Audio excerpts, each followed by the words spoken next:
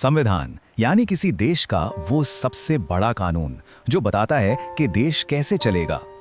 सोचिए, क्रिकेट का खेल हो रहा है और एक टीम जब चाहे नियम बदल दे, कैसा होगा?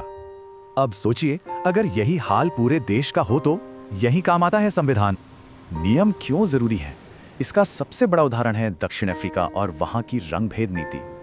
इस सिस्टम ने अश्वेत आबादी से उनके सारे बुनियादी अधिकार छीन लिए थे, उन्हें बेगाना बना दिया था। लेकिन नेल्सन मंडेला जैसे नेताओं के लंबे संघर्ष के बाद 1994 में यह दमनकारी राज खत्म हुआ।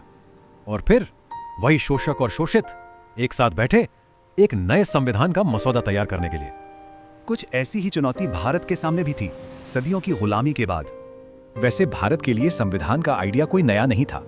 आजादी की लड़ाई के साथ साथ ये सोच भी पनप रही थी।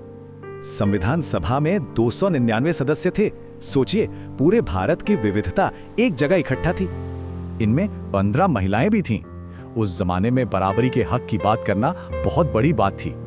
और इसे बनाने में लगे 2 साल, 11 महीने और 18 दिन। हर एक शब्द पर गहरी बहस हुई। नतीजा, दुनिया का सबसे लंबा लिखित संविधान। और हाँ, ये हाथ से लिखा और सजाया गया था। हमारे संविधान की आत्मा है इसकी प्रस्तावना। चलिए इसके मतलब को समझते हैं। संप्रभु मतलब भारत अपने फैसले खुद लेगा, कोई बाहरी ताकत हमें हुक्म नहीं दे सकती।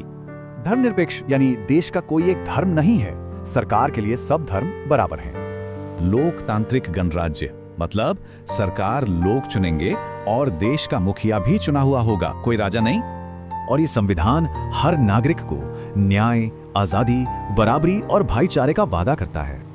लेकिन हमारा संविधान पत्थर की लकीर नहीं है, इसे एक लिविंग डॉक्यूमेंट की तरह बनाया गया है। मतलब इसे बदला जा सकता है और अदालतें समय के साथ इसकी नई व्याख्या कर सकती हैं। तो यही